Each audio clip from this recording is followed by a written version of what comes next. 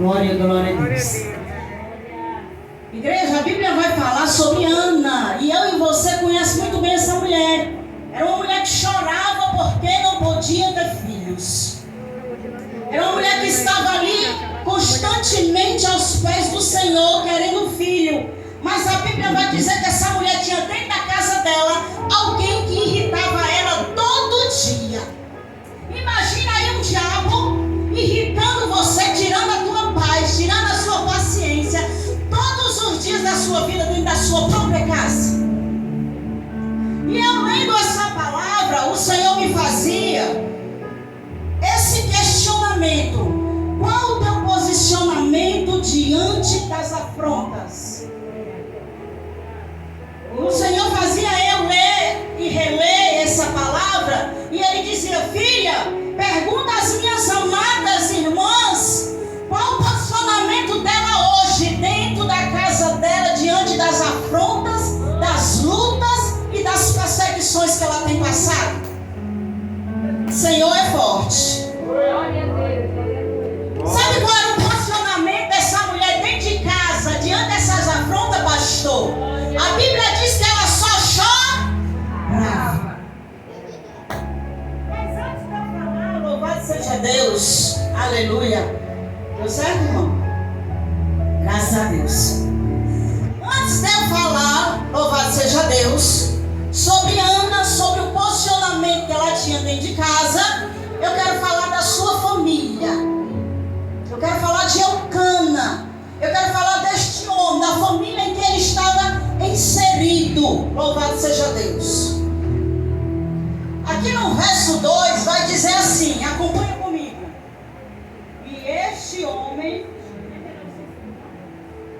Glória a Deus. Aleluia. Glória a Deus. Unissom. Glória a Deus. Glória a Deus. Unissom. Glória a Deus. Aleluia. Amém? É forte, gente. Não é assim mesmo. A Bíblia diz que Eucana era o chefe dessa casa. Era o pai de família, era o marido de Ana. Eu quero falar um pouco sobre isso, igreja, sobre família. Aonde o Senhor tem me levado, louvado seja Deus, Ele me manda falar um pouco sobre família. Eu tenho questionado muito o Senhor, e o Senhor disse assim: filha, tudo que tu passou dentro do teu casamento, na tua família, é testemunho para vidas. Porque muitas das vezes nós achamos que isso só acontece na nossa vida, mas muitas de nós passamos por luta dentro de casa. O que eu acho interessante é que a Bíblia diz que esse homem tinha duas. Imagina se essa moda pega aqui. O homem tinha duas mulheres, varão. E eu fui estudar que mistério é esse, igreja. Eucana tinha duas mulheres. Imagina se hoje, dentro da cultura que nós vivemos, o nosso marido com duas está queimado e repreendido. Só que a Bíblia vai dizer que os antepassados, Abraão, Jacó e Davi, também tinham mais de uma mulher. E eu fui ver esse mistério. E aí Deus disse assim: ai filha, não temas em falar da cultura, da religião que havia lá com os judeus, mas também não temas em falar do princípio. E eu quero que você abra a Bíblia lá em Gênesis capítulo 2, versículo 24, porque nós vamos entender primeiro por que Eucana tinha duas mulheres, que mistério era esse dentro da família dele, para depois você entender o posicionamento que Ana estava dentro de casa.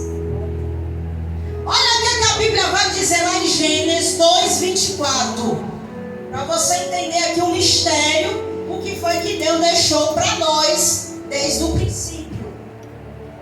Gênesis 2, 24, é porque nós vamos falar de família, de casamento. Aí é forte, Jesus.